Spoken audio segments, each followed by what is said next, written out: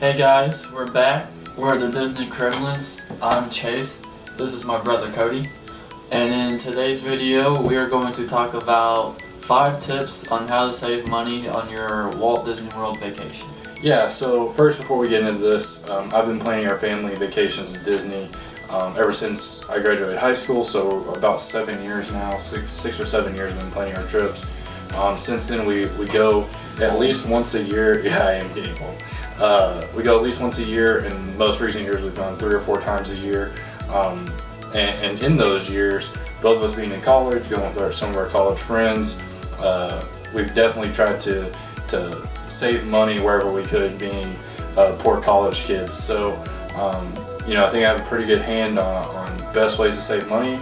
But a lot of these things are going to be up to you and your family on things that may be negotiable for you. So what we are okay with saving money on may be something that you don't want to do a Disney vacation without. That's completely understandable.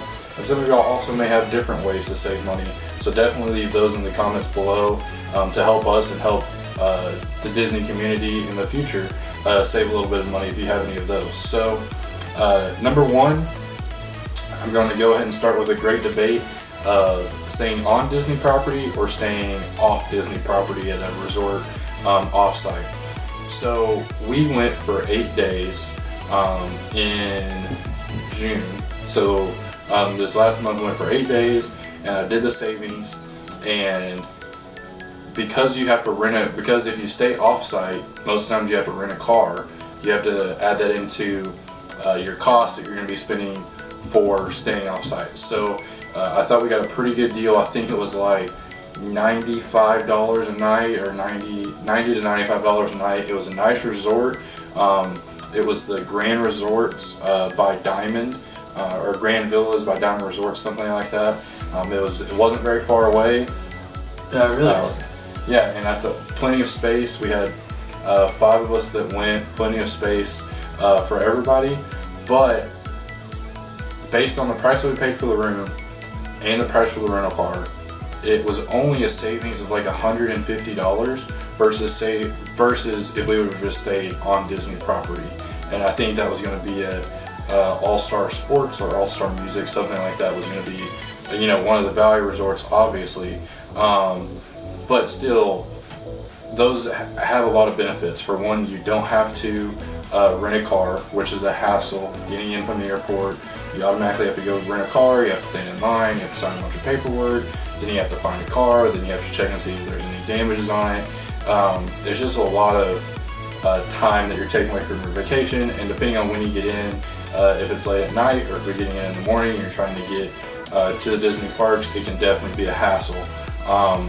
So for all of those reasons, also transportation to the Disney parks. If you stay on site or on Disney property, you can just hop on a bus outside your room and they take you to whatever park you want to go to. Now, yes, sometimes those lines can be long, but Disney buses run like every 10 or 15 minutes. So, and they're huge buses. So most of the time you're not gonna have to wait that long. And for me, it's a lot easier to stand in line, get on a bus, it drop you off right where you're staying, as opposed to after a long day in the parks, taking a tram, which you're probably gonna have to stay in line to get on a tram to go back to your vehicle anyways, and then getting to your vehicle, dealing with traffic around Disney to get out. To me, it's worth the $150 just to stay on Disney property. Also, one thing I'll add that Chase actually brought up was that if you're not an annual pass holder, which we are annual pass holders, so we would get free parking anyway, but if you're not an annual pass holder, you're going to be paying $20 for parking. So that's $160 that you would actually save. So really, if you were not a annual pass holder, it would have ended up being $10 cheaper for us to have stayed 8 nights on Disney property versus off Disney property. So that's just one way you may want to look into saving money. Definitely do the numbers. It's on that one. It's like perks versus saving money. Right. You just have to sit down and be like, is this worth spending $108 more, or is that the number you came up with? Yeah, like 100. I think it was like 100 and almost 50. I think it was like 148, which is probably where the 8 came from. But I think it was $148 would have been the number that we would have saved, or if we would have spent $148 more to stay on Disney property. Now also, obviously, if you stay on Disney property, you get extra magic hours every day. You get a magic man to use in the parks for free. So there's a lot of perks to staying on Disney property that, in my opinion, is worth the $150. But again, you know, it's each individual's situation. So definitely, you know, go into your individual situation, see what perks outweigh or weigh out the money situation. So what do you have for number 2? The number 2 tip on how to save money is bringing your own drinks and snacks into the park. Yes. And we even went as far one year, like I said, when we were both in college, to just pack lunches in the car, put them in the cooler, and when lunchtime came around, we would just walk out to the car, eat in the car, and then come back in. Not saying you have to go that far, but at least every time we go, we always bring our own drinks and snacks. Just that little bit helps. Backpacks are a big plus. And Disney, unlike, you know, I think people that are used to Six Flags or Universal, you know, where you have to take your backpack and put it in a locker, or you're not allowed to bring outside food and drink in. Disney lets you bring anything in, a backpack except alcohol. But anything outside of alcohol, they let you bring. Bringing a backpack into Disney is like no hassle at all. Yeah, and you can take it on every ride. Yeah. So, you know, you don't have to leave it in a locker. You don't have to do anything like that. You can take it on every ride. Disney's very, very good at working with you on that.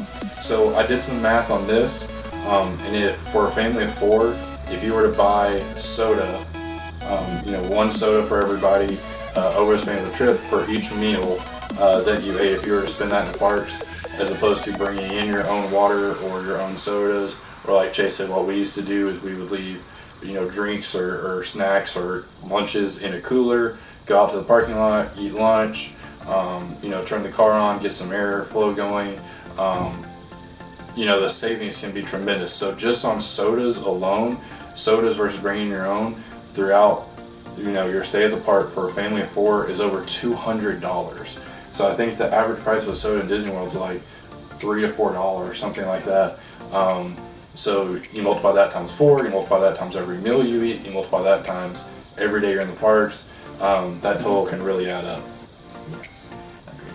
And that also, like, obviously some people love to like eat at different restaurants in Walt Disney World. So obviously, again, like, it's like perk versus saving money. Right. So I mean, like, because when we were in college, we didn't care if we ate at like a fancy restaurant. Right, whereas exactly. now we're going to start doing that eventually. So. Yeah. So next trip, you know, we're going to do a lot of, you know, dining reviews on where we eat in restaurants throughout the park. But for this, it being my second tip, this is definitely something that we have experience doing, like we've said. So number 3 is weighing out park hopper versus not having a park hopper. Again, for us at the point where we are, it would be hard for us not to have a park hopper, just because we've been to, you know, all the parks. We've spent all day, multiple days in parks. We've done every ride. Yeah, we've done every ride in Walt Disney World at this point. Most of them several times. So for us, it's fun to park hop, and it's fun to go to the Magic Kingdom fireworks show, or go to the Hollywood Studios fireworks show, and then come back over for Magic Kingdom, or whatever the case is. So for us, a park hopper is definitely something that we want. But for those that are first timers going to Disney World, you know, I don't really know if there's that much benefit in it, because, you know, if you're first time, you want to experience everything, and you could stay all day in Magic Kingdom and still not experience everything. So I think that you really need to look and see, you know, weigh out those options, because I think there are probably a ton of people that get the park hopper options that never use them. You know, that just get to Magic Kingdom and are like, wow, like, we could just stay here all day and still not finish everything. So savings for a family of 4 for a 5-day ticket hopper versus not hopper is a little over $275 for your trip. So you know, that's a fairly significant savings, you know, when you're thinking about Disney. Maybe, some days you want to eat in the park, you can put that $275 towards eating at a couple nice dining places, or you can put that towards offsetting the cost to stay on site. So again, it definitely gives you options to, maybe you don't want to park hop, but maybe you want to stay on property, or maybe you don't want to park hop, but you do want to stay on property, or maybe you want to eat a couple nice places during your trip, so you don't take the park hopper option. So it's really just you and your situation, what you want to do. Okay. Our number 4 tip is going to be Uniqlo t-shirts that can be found. Uniqlo is a store at Disney Springs. So it was my first time going. I don't know if it was yours. No, it was mine too. It's just open relatively recently. So. And it's just like a clothing store at Disney Springs, but it has like a whole bunch of Disney apparel. Like I got this shirt here, if you can't see it, has a bunch of Donald Ducks and Mickey Mouses on it. And this shirt was like around like $12 to $15. I don't remember the exact number, but like if you can get shirts on there, or like from there, or like most of my shirts I get from Amazon Prime, and I get them before we go on our actual trip, so I can like wash them and like make sure they fit, all that good stuff. And so like Uniqlo, like the shirt costs like $12 or $15. You can get them on Amazon for like $20. And whereas if you're buying a shirt on like in Disney World, like you'd be paying $25, $30 for a shirt, and you haven't washed it yet. So I don't know. To me, like it just feels weird wearing a shirt that's not washed yet. But that's just a personal preference. But still, like say you buy 4 shirts from Uniqlo for $15 as opposed to 4 shirts for $30. That's like $60 right there. And that's just for a family of 4. That's just buying 1 T-shirt, which you're probably going to buy in the parks anyway. 1 T-shirt per person. Buying them at Uniqlo instead of Disney. That's a $60 savings. Again, $60. That's a meal that you could eat at Disney at like a quick service restaurant, or getting snack that could pay for your snacks that you pay or that you buy throughout your trip. So one other thing I'll add to that is just merchandise in general. Buying before you go, I think is a good idea, because you have more of a wider selection online than you do just in the parks. And then like you said, like I like washing my shirts before I go, but then also like Uniqlo, like the quality of the Uniqlo shirts is crazy, like compared to it's actually really good. Yeah, like for a $15 shirt, it is amazing quality. Like they do a really good job. Like I was super surprised at the quality. And we also got like Disney rain jackets for like $30. And yeah, it's like, I think they were like $24.95. Oh yeah. Yeah, so I think they're like $25. Normally it'd be like $60 or something like that. So yeah, and they're even really more savings. they're really nice too, and they fit good. They have a hood. Like you're almost paying like the price of a poncho at the parks, and you're getting like an actual rain jacket that's stylish, good material, fits good. So yeah, I think it's just great to do that in advance. And again, variety, quality, you're going to be much better off buying before you go. So the last thing I put in here is Airfare Savings. And I think this is one that probably a lot of people do already, whether it's Expedia or the site that I prefer, kayak.com, or maybe just surfing around to different airline websites. Shop for your best deal, and I think that goes for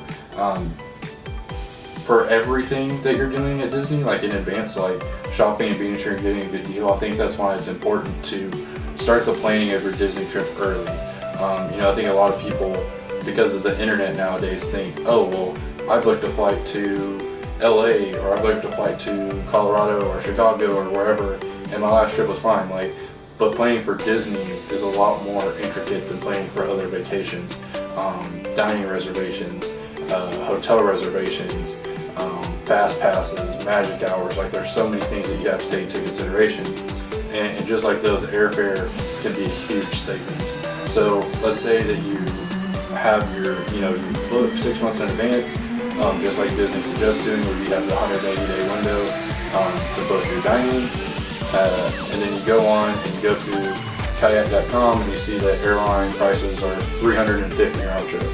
Well, also at Kayak, when you put that in the top left-hand corner, there will be a flight projector that says you should buy these tickets now, or in the next 7 days they're projected to go up, so to wait. And they kind of give you a good idea for when to buy your airline tickets. Because a lot of times if you buy them too far in advance, you're spending more money, and if you wait too long, you're spending more money than what you could have. Another tool, I know Southwest.com. We fly Southwest a lot. Yeah. We love Southwest. You don't have to pay for bags. They have free internet, or they have free Wi-Fi on the plane, where you can watch like live TV and all this other stuff. Now, obviously, some of the stuff you have to pay for, but I think they have a lot of amenities that other airlines don't.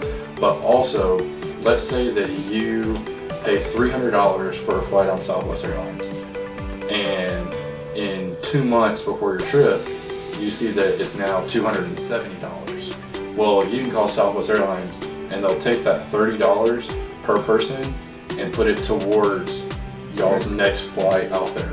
So I mean, that's a huge savings, like, and they do it automatically, like, so you know, it's just something to take into account, because that's $30 paying for, that's $120 that you're gonna save on your next plane trip.